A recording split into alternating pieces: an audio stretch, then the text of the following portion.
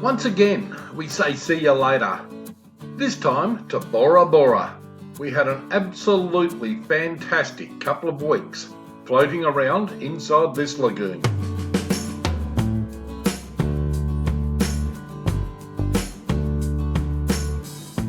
We unfurl our sails and set our course almost due west.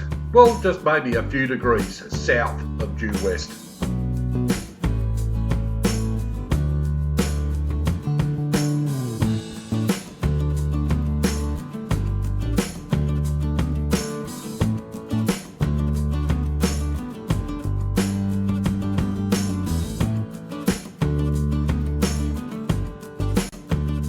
We always have and always will love watching the sun rise first thing in the morning. This is a beautiful time of the day. As the night time gives way to a new day, we can see everything that is around us in this amazing part of the world, the beautiful Pacific Ocean. Somewhere up ahead is the Cook Islands. It would take us 3 nights and into our 4th day to get to Rarotonga.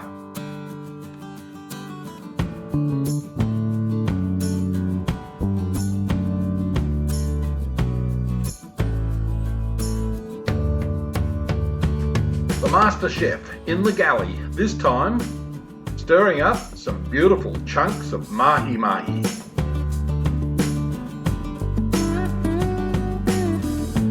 And just for our Australian mates, that is a jar of Vegemite in the foreground. It is an Aussie boat after all.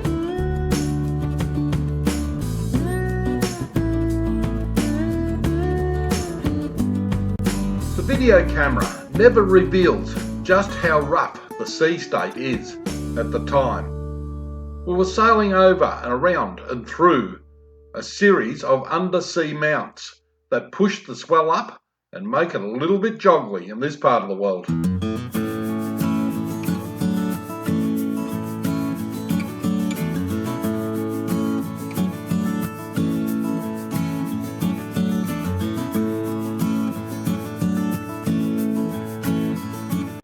This was trade wind sailing at its best. Anna Cam was right in her happy place.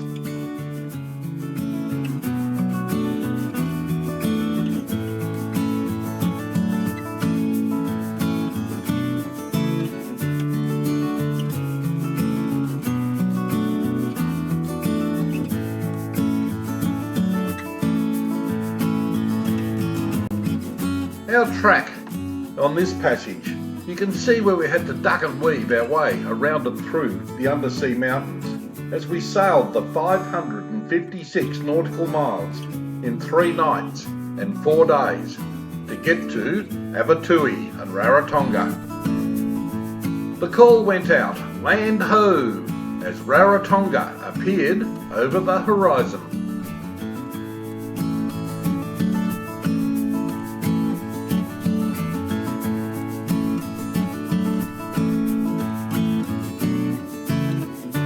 We met moored in the Avatui commercial harbour, where we all drop our anchor, back up to the wall and put 2 stern lines on to keep us in position.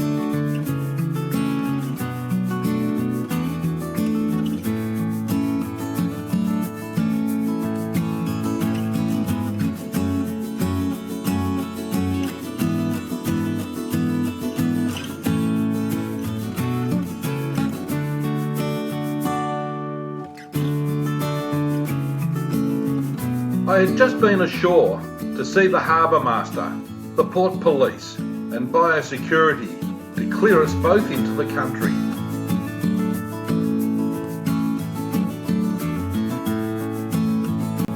There was no outboard required for the dinghy in this part of the world. Just 2 lines attached fore and aft to the dinghy so you could haul yourself to shore and haul yourself back onto Anakam.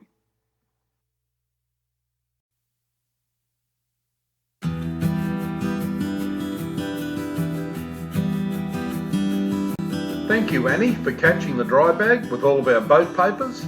It was time for us to to both head ashore to see what was on offer. One extremely happy crew of Anakam on terra firma. You could have blown us away, knocked us down with a feather. We had no idea when we first arrived in Rarotonga we would be in time to see the Niue annual festival. It's a festival that unites all of the islands in one huge celebration of self-government and independence, which they gained in 1964, and this is it. We thought for a moment you were just celebrating the arrival of Anakam. We just loved experiencing the history of the different locations around the world we have been to, and this is no exception. We just seem to time it right wherever we go for their heritage festivals, their celebrations of independence, and their celebrations of freedom wherever we've been.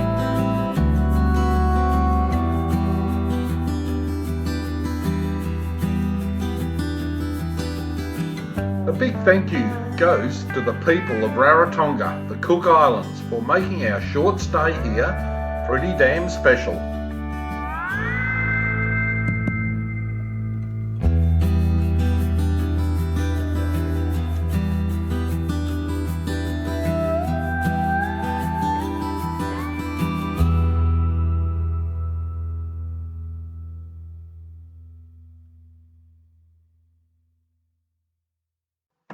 I just mentioned our stay here was a short one. We had no idea how untenable that commercial harbour was going to be when the wind and the swell came in from the north. Two of the boats each side of us hit the wall, so we cleared out and we headed off towards our next destination.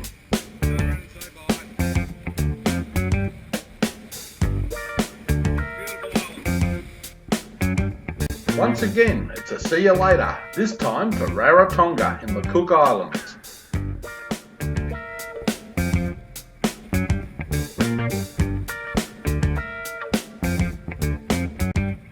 Up ahead, or should I say 678 nautical miles ahead, which will mean 4 nights and 5 days at sea, lies the island of Niue.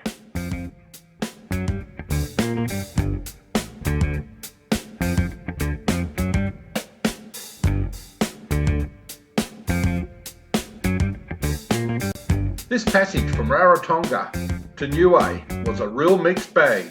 It started off with a headwind swinging around from the north to the northwest, and then some 40-knot squalls came through right on our nose where we hove to for the first time, and then it was good trade wind sailing for the rest of the passage. While on night watch, we keep an eye on our AIS, our chart plotter, our radar, and we go up and have a visual every 15 minutes just to make sure that we're not going to run over anything that we shouldn't.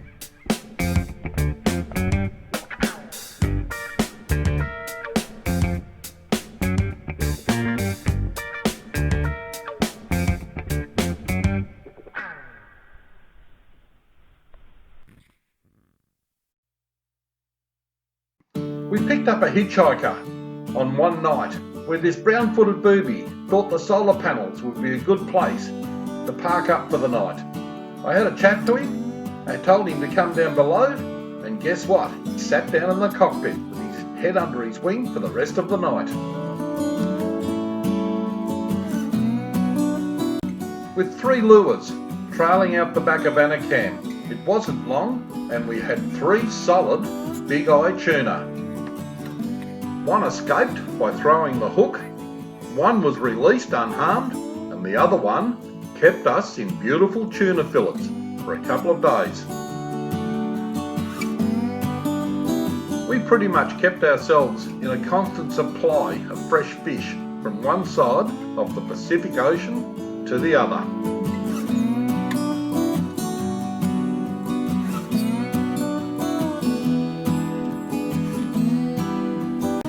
It's always a bit of a mission to clean up the mess afterwards.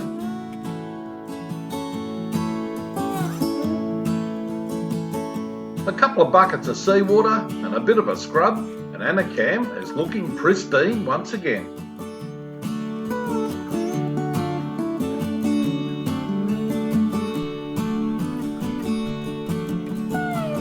Land ho, this time Niue, and we took a mooring out in front of the harbour. A couple of boats in the background also moored that we'd spend a lot more time with, kiwi beans and quo vadis.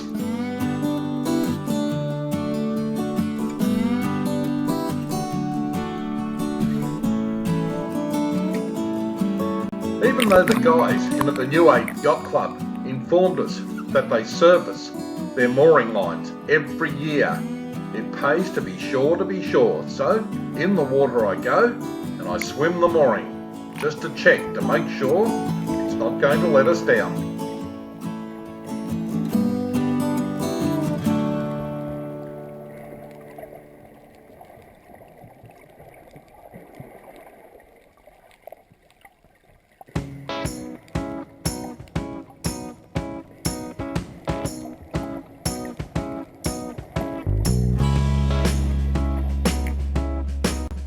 From what I could see from just near the surface, the mooring line looks pretty damn good.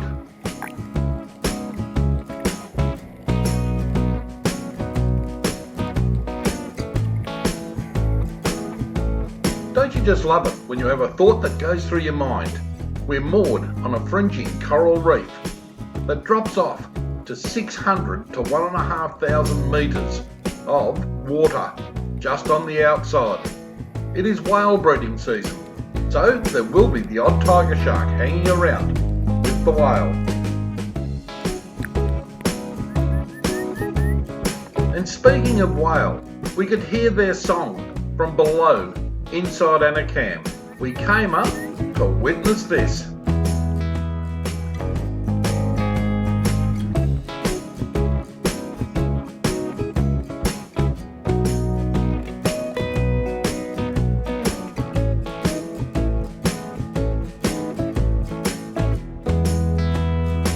We could count 2 female, 1 very young calf and 1 big bull hanging around in the mooring field.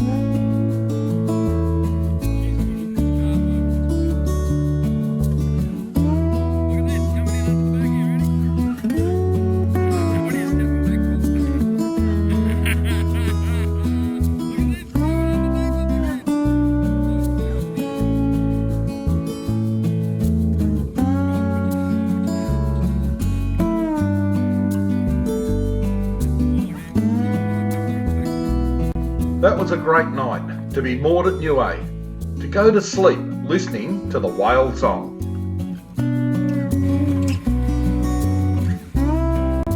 Just to get on shore here on this island was a whole new ballgame for us.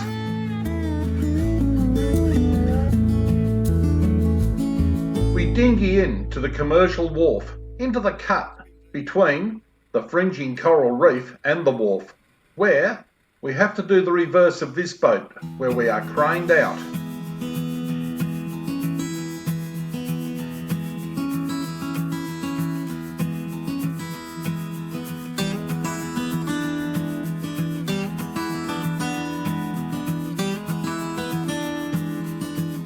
This is an exciting part of our journey, where we both make the leap of faith onto the commercial wharf after hooking the crane up to McKenna, our dinghy, where Annie operates the crane, lifts it up, and I keep the dinghy steady.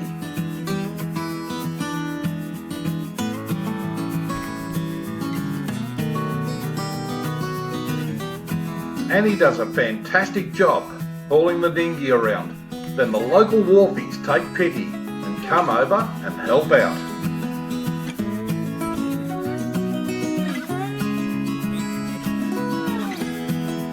We lower McKenna down onto the community dinghy trailer.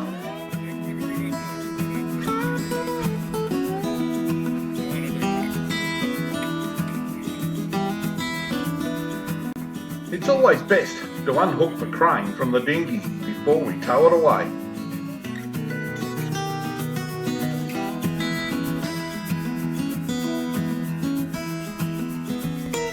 And the dinghies have their own personal parking space.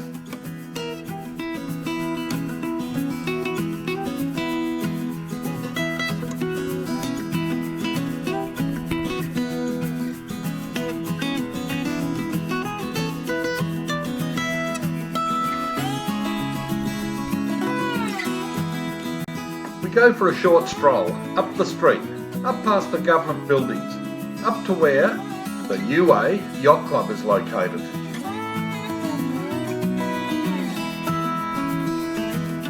This island is very different to the others we've been to.